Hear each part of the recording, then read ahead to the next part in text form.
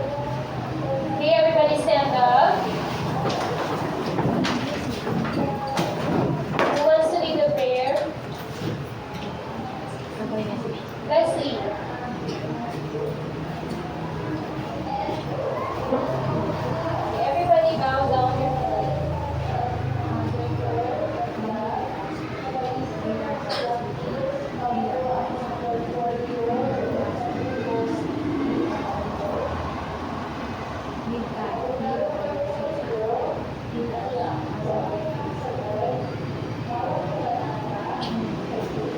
Good morning, everyone. Hello, Mr. Carles. Good morning. Great and Descartes. Great and Descartes. Good morning, Good morning, Ma'am Curly. Good morning, Ma'am Beani. It's nice to see you today. Please take your seat. And please pick up pieces of papers under your chairs. So now let us check your attendance. How many boys are absent for today? How about girls? 4. So we have a total of 9. 9 students are absent for today. So now before we proceed, let us have our classroom rules. So first, please everybody read. Show respect. Show respect to your peers, your teacher, and your school. Okay, so you have to show respect. And the second one, Give your best effort. Give 100% to everything that you do. third one, Bring your best attitude. Each and every day, bring your best attitude, even for things that may not be your favorite. number 4, Have self-control. Keep your hands to yourself and control your actions to be obedient in all things. okay, and last one, Be ready to learn. Show up to class every day with all your supplies. Be ready to listen fully and participate in our class. okay, so I hope that you will follow and apply those rules in our classroom. Okay, who can help me to recall our past lessons yesterday? Yes, by Norm? So our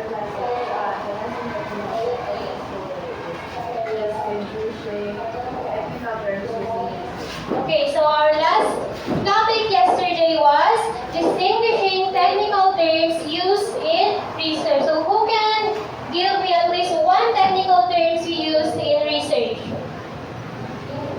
Pearl Jane. Okay, very good.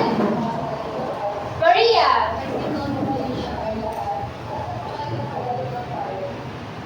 And can you give me last one? Okay, very good. Data. So those are some examples of technical terms we used in research. So now, let's proceed to our new discussion. But before that, we will have our first activity. So I will divide you into 5 groups. This will be the first group, second group, third group, and fourth group, and then the fifth group. So now you will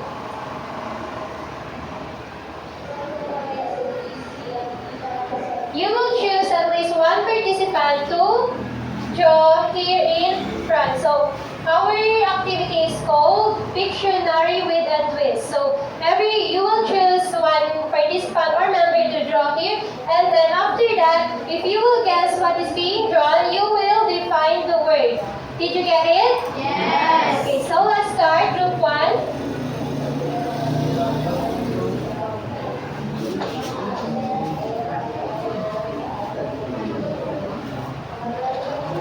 Okay, group 1, who's your representative? Yes, Rima. So the group members will guess what is being drawn by Rima.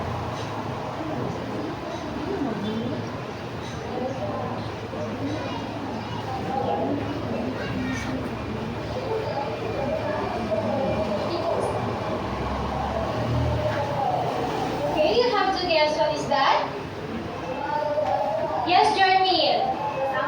Okay, it is sample. So, how will you define the word sample? A sample is a subset of individuals or data points collected from a larger population using a random process to ensure that every member of the population has an equal chance of being chosen. So, it is the population of research. So, how about group 2?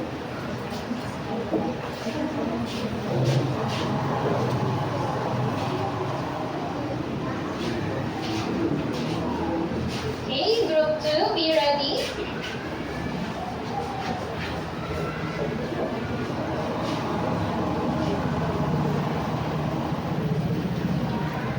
Guessed it. Yes, Shania. Okay, so the word is questionnaire. How will you define the word questionnaire? Questionnaire is a tool used to collect information by asking people questions. Okay, it is a tool that collects information. Group 3.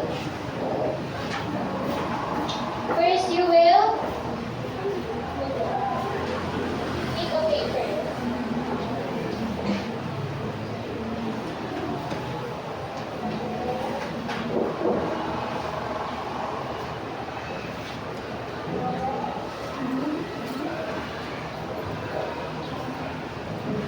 Guess it, group 3. Yes, Pearl Jane. Okay, the word is concept map. So how will you define the word concept map?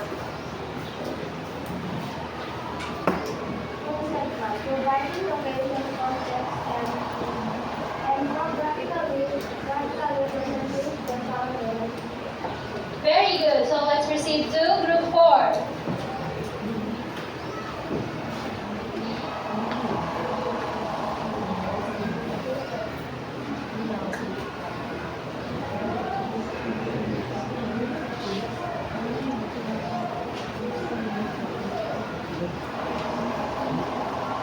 Be attentive, group 4.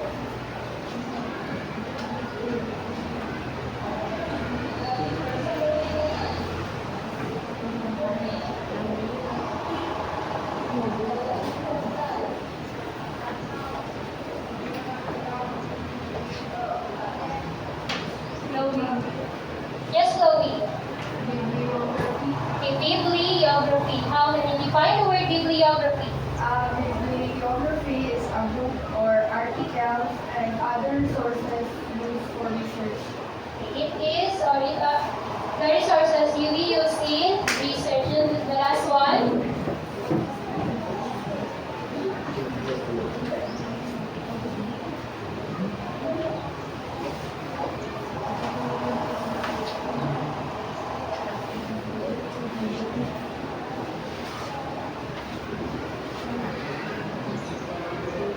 Group 5, please be attentive.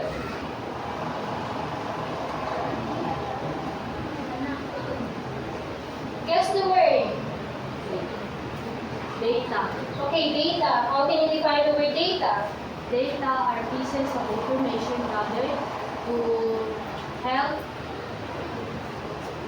help answer questions of or prove ideas. Okay, it is proving ideas in our research. So, based from our activity, what do you think is our discussion is all about for today? Anyone?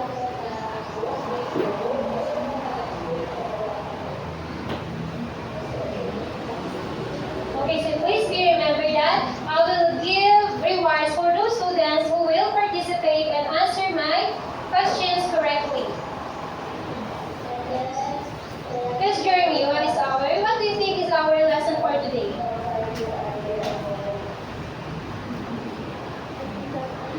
Technical terms. One more.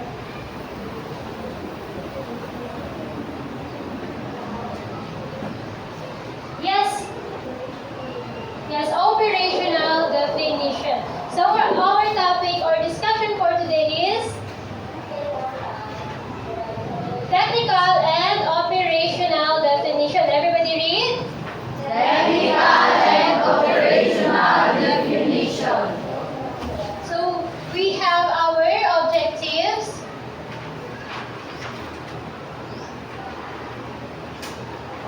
Please read. At the end of the lesson, the student should be able to A. Differentiate technical and operational definition. B. Compose technical and operational definitions. C. Share the importance of technical and operational definitions. So first, you have to differentiate technical and operational definition.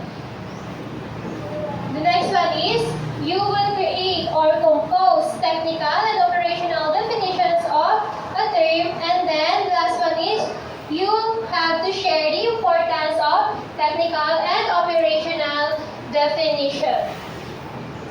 So when we say technical definition, what do you think? What do you mean by this? Of technical definition. Yes, Maria. A technical definition is a precise explanation of a term or concept within a specific field, ensuring clarity and accuracy. Okay, very good. Here's your reward. So, technical definition is making a definition that is precise and objective and accurate. How about operational definition? Yes, Pearl J. It is defining a concept based on how it is used or applied in real world situations. Okay, it is defining an object or term based on or how does it work.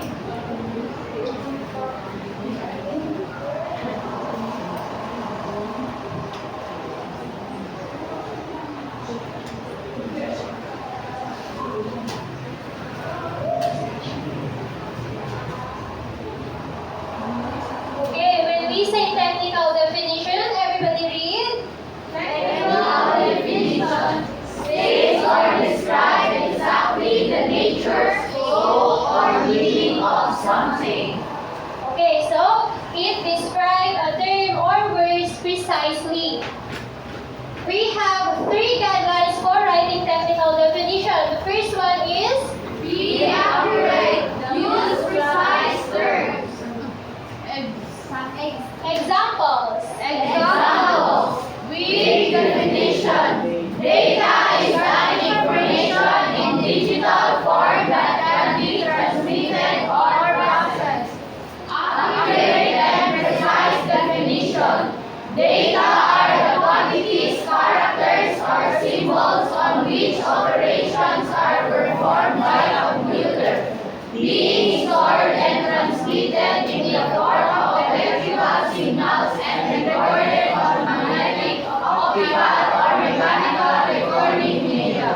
Okay, when we say accurate, it means that we should write our definition correctly and precisely or exact. So, why do we need to be accurate or use precise terms? Yes, Shania. So we can understand the terms easily. So that we can understand the terms easily. So, very good. Here's your reward.